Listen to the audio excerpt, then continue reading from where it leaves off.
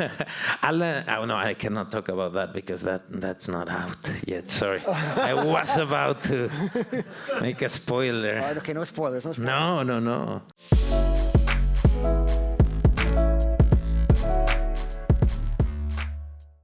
Thank you for organizing this. Like, I got to see it on a big screen. I know, it doesn't always happen, right? No. I think they should be showing this stuff on the big screen, and, like at the El Capitan every week. I agree with you. I agree with you. Can I just mention one thing? Yeah, of course. I just saw we have the director here, sitting there, the director of the episode you just saw. So, Ari's here. We're lucky to have Ariel here. He's directed the first 6, I think, right? See, First, 2 yeah. blocks. Yeah, I'm so glad you're here. You're gonna help me with some specifics. Eh? How often do you get to see yourself like this on screen? Do you like watching yourself? No, I don't. I like this show because it's an ensemble piece. It allows me to see wonderful actors. I don't like seeing myself much. It's not. I do it like I need to do it like regularly with everything I do. I see it at least once, but no, it's not good. It's not good. Doesn't feel. I want to fix things. I want to get it better. My mind changes also. Like you grow, time passes, you see things from a different perspective. You talk to people about it, and the performance stays the same. We change, but that doesn't change. But that being said, I love the possibility of watching Andor on a big screen. I've been going to. I asked today to witness the whole thing, not come at the end, because it's very special. I think the amount of work put behind this show. We're all people that learn to do this by doing films, and we think on a frame where everything matters and where you let audiences decide where to go, a rich frame. And this is a very rich frame that is great when you see it this size and not in a phone or on an iPad, That's awesome. I was glad to see this is a massive screen, so cool. Now, obviously, there's a lot to digest in the show, in this episode. Andor, to me, is a very specific type of show. It's a spin-off prequel to a movie who some consider to be, one of the best Star Wars movies ever made, and it has a definite ending for a lot of the characters, including yourself. Mm-hmm. But before we get to talking more specifically about this, I want to actually go back to the very beginning of Rogue One, actually, and what was the casting process like for that when you were first cast as Cassian Andor? Do you remember? Yes, I'm never gonna forget. It's not like this happens twice in your life. It was so weird. This was 11 years ago. And I got a phone call that someone wants to see you. We think he is the director of the new Star Wars film. That's the information I had. Mm-hmm. And I was asked to go on a meeting on a Sunday in LA, and I live in Mexico. So I said, okay, let's go, let's take the meeting. The director is Gareth Edwards, and I go to a restaurant, and he's sitting in an empty restaurant. It's like, it sounds like I'm making up the story, but it's not. He's sitting next to a wall with his computer open, just there by himself. And he's young, feels my age, I don't know, but like there's a young guy sitting with a computer open. I sit down, the waiter receives me, sits me down in Spanish, says goodbye in Spanish, and I stay with him, and he starts talking nonstop about the possibility of this film and telling me the whole story of a film, and he keeps saying, so then this guy does this, and then she does this, but he does this, and I go like, what is he talking about? And at the very end, I was like, well, what is this gonna be about? Like, he wants the number of another actor. Like, I always make the joke with Gael that I always thought he was gonna ask me for Gael's phone number. But he goes like, I would like you to play this role. And I really didn't like. I didn't see it coming. I didn't know what he meant really. and then he started explaining, I'm here, we're supposed to do a different film with a different tone in the acting. I love your work, and imagine like Star Wars with the actors in a tone close to Tu Mamá También. You know, and I was like, now you sound crazy. But he basically pitched me the whole story and said, like, look, I would love to work with you, but now we have to convince everyone else. Do you want to go through it, the ride with me? And various auditions happened after that. It was like months to receive the final call. And I went through that process not hoping anything, but live through it, you know, because I really, in every step, I thought it wasn't going to happen. Like, there was no referent for me to say, like, this makes sense, you know. It was clearly something new in this universe. I think Rogue One, that's what makes Rogue One so special, that it's a very different film, meant to be different, has a definitive ending, you know. It's about characters you've never heard before, you know. You don't see films about them. And yeah, it was quite a process. It was a year and a half of craziness. Also, you can't tell anyone. And, you know, I can't tell my family. I flew to London once. They got me through a back door of a hotel to do an audition there. It was bizarre. That's awesome. Yeah. And then at one point you were asked to reprise the character, this time as a series. Mm-hmm. Now, how did that process, like even mentally, you know, I don't know if it was Tony or who came to you and said, hey, we want you to come back and this time do a series? No, first it all started. The other day I was like touring, because you'll see if you like the show, you'll keep watching and you'll see that we get really close to Rogue One, and actually it ends at the beginning of Rogue One. So many characters from Rogue One will come, and I was doing promotion with Alan Tudyk, who plays K2SO, the droid. And he reminded me that we made jokes on set about something similar, you know, about like revisiting the characters later. And that happened in Rogue One. But that was just us actors making fun of that. We actually were the only ones doing Star Wars and making sure there was no chance to do another one because we die at the end, you know. So it was like my daughter said on the premiere that, like, but you're not coming back? And I go like, no, baby, I was just for a film. And she's like, you don't do this, you know? And all of you, no, this is wrong. But anyway, so I think the first time was 2 years later that I received a call from Lucasfilm. And it was again something bizarre, you know. It was a call to say, like, would you be willing to explore the possibility of doing something with the character? You know, it was very vague, and I said, yes, of course, let's talk about it. And when we talked, it made complete sense, because I think there is. It is a great, like, narrative tool to have such a strong and definitive ending of a character and not knowing anything about him. You know, it's beautiful to start building something, to create an arc, an interesting one. I think there was a big chance. All the mystery around Cassian was very helpful to do something in a long format where we could have time. I thought it sounded like a great opportunity. And it was then that Tony Gilroy got involved. And when he came in, he pitched me his idea on the arc he was hoping to draw, and how far we were going to find him, and that he wanted to end just right into, like, just a second before Rogue One starts, you know, for the character. And he pitched me that, 6 years ago. Wow. It's been a long time.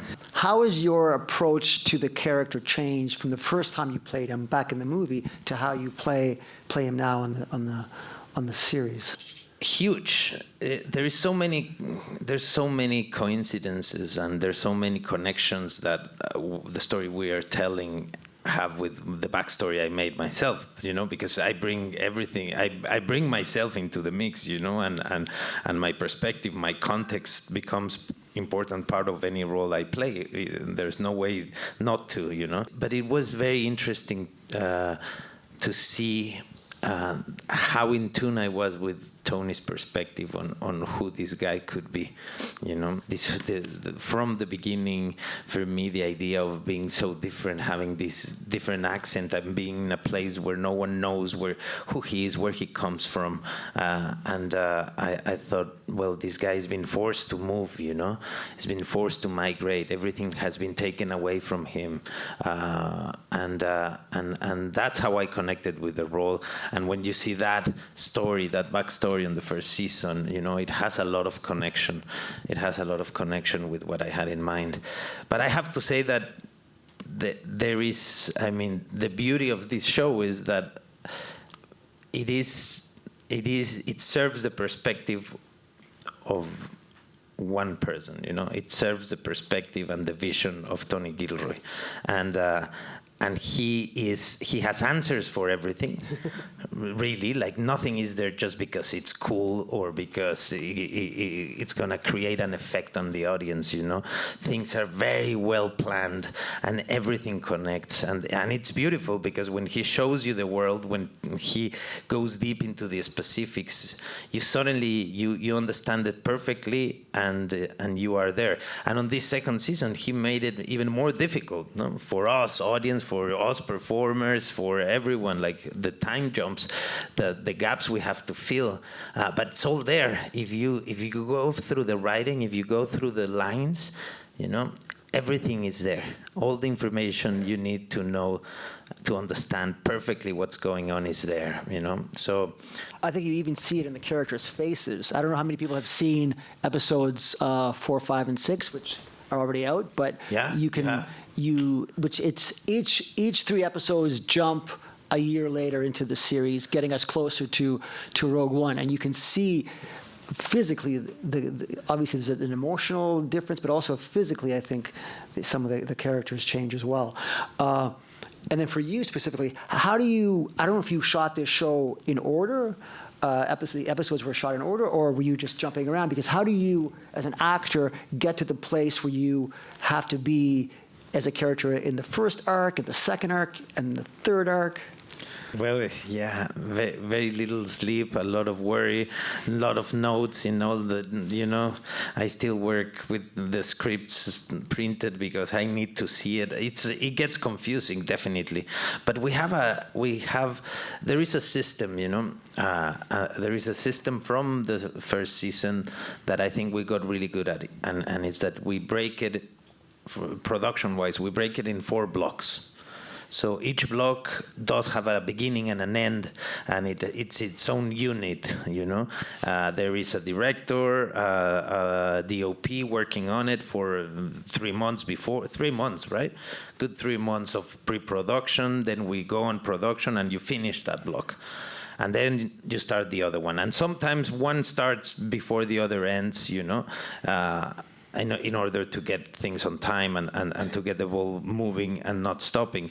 But yes, answering to the strict order, no, we didn't shoot in chronological order. In fact, the scenes you just saw, the very end of this episode, was the very end for our shoot. It was the way I finished like a kid playing on a cockpit, on the gimbal, It was like going back to being 8 years old and playing. I could take all from my ship. But and the end of that, the Adria sequence, and all of that was the last days of shooting. And it was quite emotional. You didn't ask that, but I was gonna tell you now how much I miss them. No, but it was. We shot out of order. But one thing we do is that we have a good pre-production time before each block, and that's. I'm glad he's not here, so I can say good things about him without ruining anything. But the way Tony collaborates is very special, because in his writing, he involves Luke Hall, who's the set designer, and so he doesn't write about like a cinema. When he's going to write about a cinema and a screening happening in that cinema, he sits with Luke Hall and says, okay, it's going to have 5, 6 people seated like this. It's going to be packed. It's going to be like, wood in California. So they design the place, and then he goes writing. So when he writes, he can be very specific. The action belongs to a place. And and that piece of writing is already a collaboration, right? Then the next step happens, which is like we actors get like close to the material, and we read and we talk to him, and we make questions and we suggest things, and that also kind of like has another enriches the page, But then directors take it, and Ari won't let me this is, even though it's television, there's a moment where it belongs to them. You don't have the writer on set, giving notes to the actors. The writer works really hard with the director, gives him all the tools, but when we're executing, it feels like you're in a film set and you're working with a director who's in control of the decisions and who's there. And you as an actor, you know your character very well. It's like doing a film that you've been doing all your life or for 10 years, no? So you also have many of those answers, but there's a feeling of freedom and an opportunity to discover new things because there's already enough, a very rich scene happening. But we also shoot in location, and we shoot in real sets that are built, and we interact with real things. So there's accidents that happen that enrich also the process and make it even better, no? So there is a lot of clarity on what we're doing. And going back to your question that you made like an hour ago, sorry, there is a lot of clarity on what are we doing on set, and Tony's been there through the whole process to the point where he doesn't have to be there, and we all know what his vision is and where we're aiming, and he's then watching dailies in the morning, and by midday you already have a message from him saying if he loved it and why, you know. But there is a sense of like, of clarity through the whole process that makes this very complex machine actually work. And you guys shot in real sets, like you said, right? This wasn't the volume or anything like that. You guys were really out in fields. I think we owe a lot to Rogue One because Rogue One had that in mind. It was the idea of Rogue One was to honor like the genesis of Star Wars and that filmmaking, that it was very mechanical, it was, you know, the droids move and they have a voice and there's an actor behind them, behind the creatures. There's teams sometimes of 2-3 people working on a creature and you're interacting with it. The sets are built. And with the first season, we couldn't go in as many locations as we planned because we were shooting on COVID. But on the second season, yes, we went to all of in Valencia. We shot in out of London a lot in England. We shot in Barcelona. We travel a little bit, and then beautiful things happen. You can't control everything, you know, and you're working against the sun, and it suddenly feels like filmmaking 20 years ago. You know, that kind of energy. No tennis balls. No. I cannot talk about that because that's not out yet. Sorry, I was about to make a spoiler. Okay, no spoilers. No. So Cassian is such a complex character. He's obviously a thief. He's been a prisoner. He's a fashion designer. It's like watching the show should be called like Andor Undercover. But it's all because of Luthen. Luthen is a good teacher, a good mentor. But he does have a complex relationship that you see with Luthen. But he also has a complex relationship with Bix. That's the character played by Adria Arjona. Adria Arjona, yes. And Cassian is willing to sacrifice a lot, but not when it comes to Bix. No. Can you tell me a bit about their relationship? Yeah, it's. I'm gonna. Well, a few have seen the next block, but those of you who don't, like the next block starts a year later. But we just witness what happened there. You can just imagine the conversation Cassian and Biggs are gonna have once that ship lands somewhere, no? And what they just went through. So the next time we see them, it's a year later, and we know this has been, take it in, and that's what happens with this structure. That relations are so charged, emotionally charged, and. I was looking at the screening at this episode, and it just reminded me how important love becomes in the second season. Love in every form, also like friends, and you can't talk revolution if there's no love involved. There's something romantic and naive behind the idea of revolution that comes with that kind of like. You see what I mean? Oh, I have a whole question about love and Star Wars, and what you'll see is there's like fascist love, there's rebel love, and what you see, the complex relationships you see, and I might jump ahead by an episode or two, so hopefully there's no spoilers, but like you see. Our imperial couple, the way they are. You see Bix and Cassian. You see, well, even Mon Mothma and her husband. They have a very unique relationship. We're at a wedding here, and there's all these different permutations. And the young boy that just said goodbye, and running in there's exactly. Everyone what the beauty of this is not just a reminder of what you sacrifice, what you put in aside when you join a rebellion like this, when you join revolution, but it's what needs to be behind. What drives revolution is that sense of love, of belonging, of family. Those are the things that make you fight. There is laws, there is injustice, there is pain. There is all of that we've seen, and we saw a lot in the first season. But all these characters, they are invested emotionally somehow with someone, and that becomes a very important part of the second season, to understand them. And that's, again, the richness of the writing, that we don't just see people being capable of doing something. We understand why they are doing it, that with a very few scenes, you understand why all these people would want something better. I think love in this show equals hope. Uh-huh. Yeah. Definitely. And there's so much love, that there's more love in this series than almost in probably the rest of Star Wars.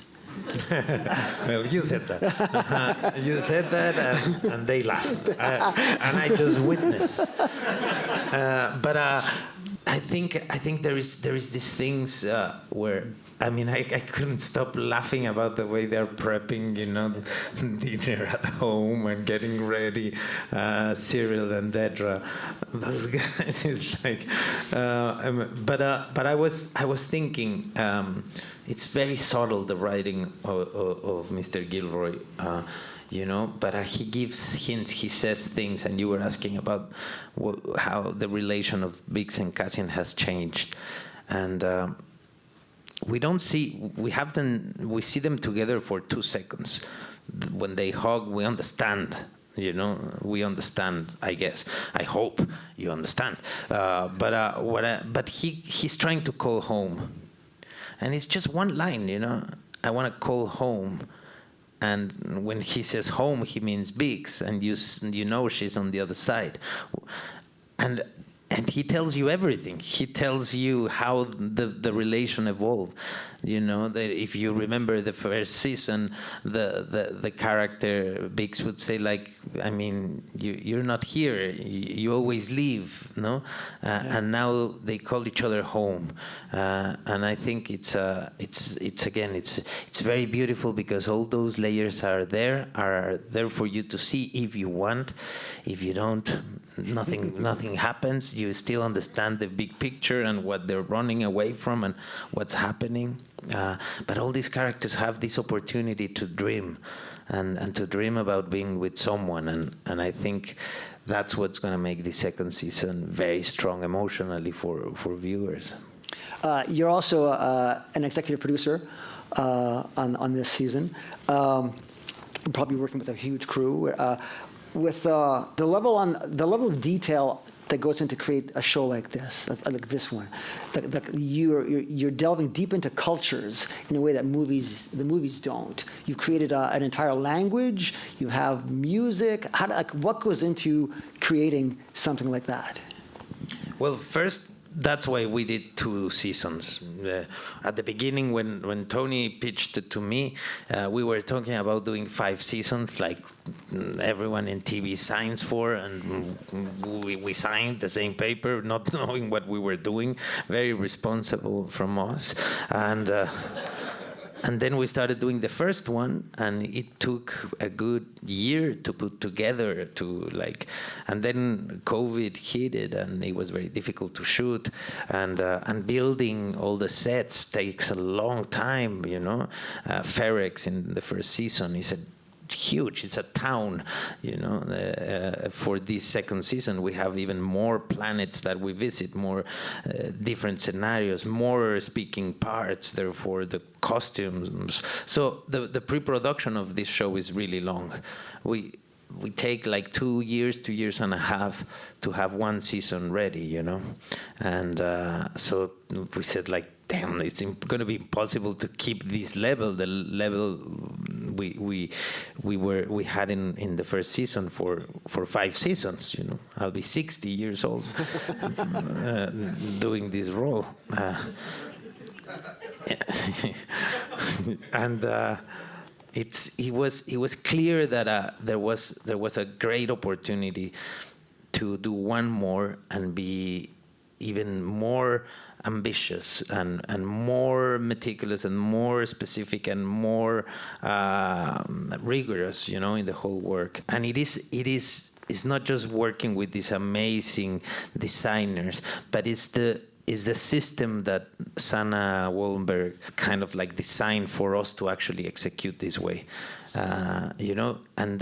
and it's very interesting to see how it happens, and how little Tony Gilroy and Sanna sleep, because there is always something happening, right? We are shooting because that's what we do, and it's very specific what we have to do as actors. But the pre-production of 2 other blocks is starting, the post-production of what you shot is happening, the shooting of the one happening is going on, and you have the same team for all of it. Besides us on set, that we are specific to the block we're shooting. So Michael Wilkinson, I mean, imagine he's the costume designer. That wedding, like the amount of attention put in every dress you see is the same of the one you see on the back, the one Genevieve is wearing in the front. The amount of work that wedding represented for the team, it's long. And the beauty here is that we had the freedom, we had the tools, and they gave us the time, to actually execute this way. I think what the first season brought to us was the certainty that people were celebrating the show for what we wanted to make. For the same reason we wanted to make the show at the beginning. We wanted to do something that was like robust. I mean, like that you could spend a lot of time, finding more and more layers and more details. The work of designs in terms of makeup, hair, and costume, obviously, and sets, is just the best I've seen in my life. It's like these artists are amazing, and you arrive to a set and you can shoot everywhere. You can move the camera. I mean, they actually did move the camera in that wedding, like till the point they start to get you dizzy. Like you can see all of it. All of it works. So it's a beautiful like space for creativity, you know, you as actors or as directors or you as a photographer to light those scenarios and decide a frame in a place that is so rich is been quite an amazing experience. And the language, because they've created specific language for this. And you've seen the next arc, it also puts you into a different culture with language, like so immersive with the language. It feels like it has like a French hint to it almost. Like you're almost like in, you know, France at wartime. Yeah, I mean, obviously all of that happens because Tony takes the time to write that and to design that, and there's someone designing everything, you know, with him. Yeah. But yes, it's time. You know what I think what makes this show different, or at least from the very little experience I have in TV, is that we don't start till it's written. We don't start till it's clear what we're doing, and we don't start till we have everything needed. You know, we were ambitious from beginning to end, and never had to like make compromises or give up. You know, not at all. If something, we were patient and delay things, but I think what was ideas then became something real that we could actually see, feel, touch, and shoot. I think it pays off incredibly.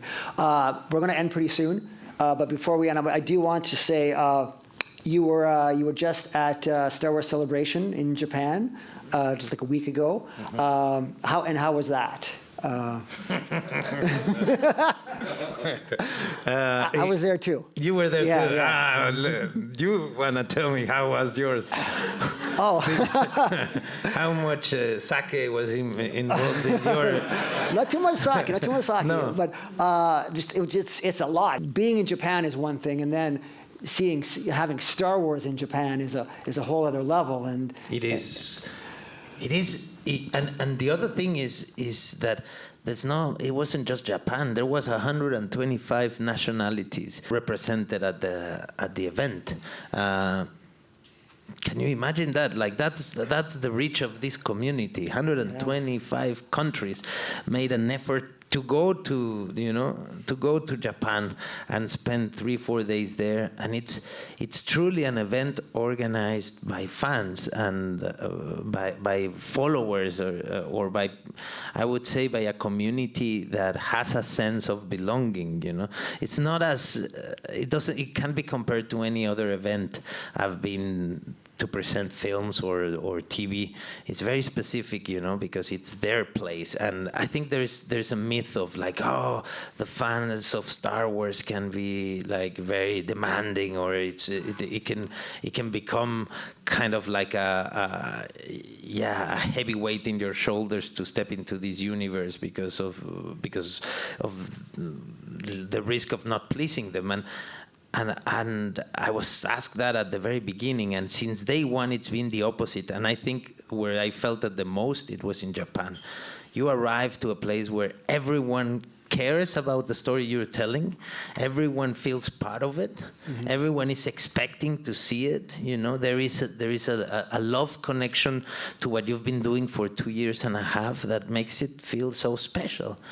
And you come out, and there is kind of like a very horizontal connection, because the audience, they know what you're talking about. It feels like as if you were talking about their lives, you know, like as if you were touching on things that matter as much to them as they matter to you. And that's very, very unique. I've never felt it, but like normally you go out trying to get people's attention, to show them something you've done that no one cares about. No, that's normally what happens when you have to promote a film or a show. And here you arrive and everyone is like, wow, how did it go? You know, please tell us. I mean, damn, you took 2 years, you know, and you go like, wow, that's cool. That makes you feel you are working in something that matters to someone, and that's already starting in a very successful place, you know. And you sat there with them as they, for autographs and pictures, and you interacted with them. And I talked to these people, and this is a big deal for them. And for me too. Like I don't do that like often. For me, it was a big deal too. And being in Japan also was so special, so interesting, and also a place where the film history of Japan has influenced Star Wars very much, and cinema, no? So it was quite interesting to be there celebrating Star Wars. It was cool. Awesome. And on that note, thank you all. That's it? Yeah, okay. Thank you for coming.